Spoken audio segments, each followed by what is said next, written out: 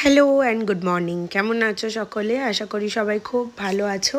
সকাল সকাল আমাদের গৌড়ের বিষ্ণুপ্রিয়া রূপের দর্শন করো। আজকে দেখো কত সুন্দর লাগছে। আসলে উনি যাই পড়েন তাতেই ভালো লাগে। এটা নিয়ে নতুন করে কিছু তো অবশ্যই বলা নেই। সকালে যখন গেছি ডুগুকে স্কুল থেকে ছেড়ে, আজকে আরতি হচ্ছিল, একদম টাইমে গেছি। মোস্টলি আমি আরতিটা দেখতে পেয়েই যাই, কিন্তু আজকে আমি যাওয়ার আগে আরতিটা শুরু হয়ে গেছিলো, তো আরতিটা দেখে তারপরেই মালা করে বাড়ি ফিরেছি। সত্যি সকাল সকাল একটু গৌড়ের মুখটা দেখলেই মনে হয় কি সারাটা দিন যেন আজকে একদম আমার সফল হয়ে গেছে।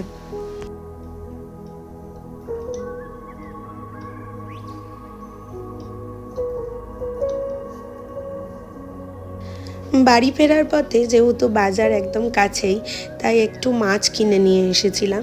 তো আজকে একটু পেঁপে দিয়ে আলু দিয়ে আমি মাছের ঝোল রান্না করব। পেঁপেটা অনেক দিন আগে থেকে আনা ছিল, তো ভাবছিলাম কি করব। প্রথমে পেঁপেটা কিনে আনার সময় ভেবেছিলাম একটু পেঁপের তরকারি করব। আমার আবার কাঁচা পেঁপের তরকারি খেতে খুব ভালো লাগে, কিন্তু ওই পেঁপে দিয়ে ভাবলাম যে না, আজকে মাছটা যেহেতু এনেছি তো মাছের ঝোলটাই করে নিই।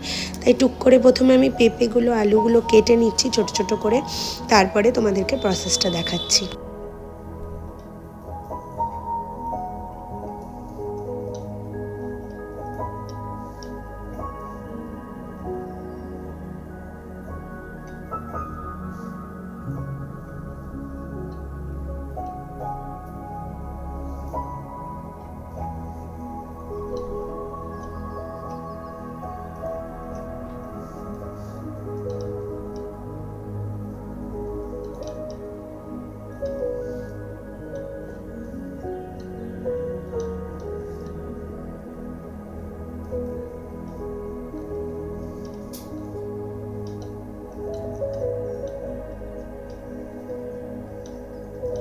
আলু পেঁপে কেটে নেওয়ার পরে একটু টমেটোকেও আমি একদম বেশি মিহি করছি না, মোটামুটি একটু ডুমো ডুমো করেই কেটে নিয়েছি। সঙ্গে করে একটু ধনেপাতা ছিল, সেটাকেও একটু বেছে নিয়ে সুন্দর করে একদম কুচি কুচি করে কেটে নেবো। এতটা ধনেপাতা লাগবে না আমার, আমি একেবারে কুচি করে রাখছি, আমার অন্য রান্নার জন্য লাগবে, তো সেই কারণে।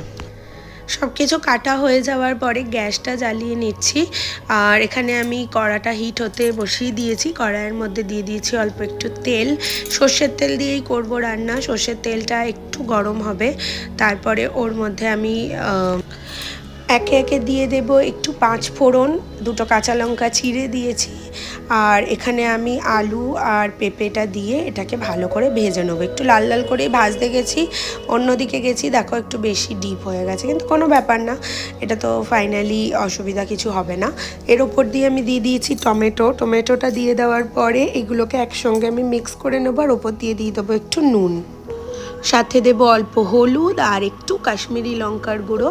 ব্যাস দিয়ে এটাকে সুন্দর করে মিক্স করে নিয়ে এর মধ্যে গরম জল করে অল্প একটু গরম জল দিয়ে আমি এটাকে ধীরে ধীরে একটু সামান্য মশলাটা কষে গেলে ঢাকা দিয়ে রান্না করব।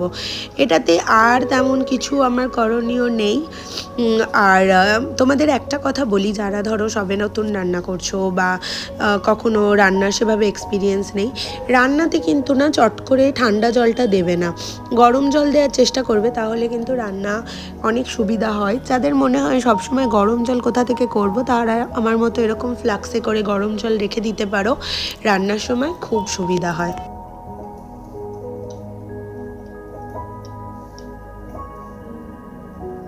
আগের থেকে মাছগুলো ভাজা ছিল, একবার আলু পেঁপেটা সেদ্ধ হয়ে গেলে মাছগুলোকে আমি এর মধ্যে দিয়ে দিচ্ছি, আর দিয়ে ব্যাস সুন্দর করে মাছগুলো ফুটে গেলেই তারপরে তো মা মেয়েতে আজকে দুপুরবেলা বসে আমরা ক্রিশ দেখছিলাম, সাথে করে একটুখানি জ্বালিয়ে নিয়েছি একটা সেন্টেড ক্যান্ডেল।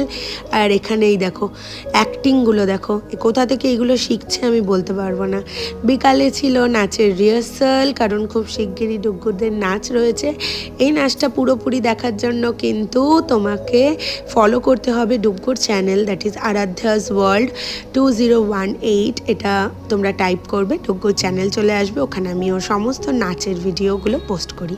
তো চলো ব্যাস আজকে এখানে এই পর্যন্তই শেষ করছি, কালকে আবার আসবো নতুন একটা ভিডিও নিয়ে। ততক্ষণ অবধি সাথে থেকো, পাশে থেকো, টাটা।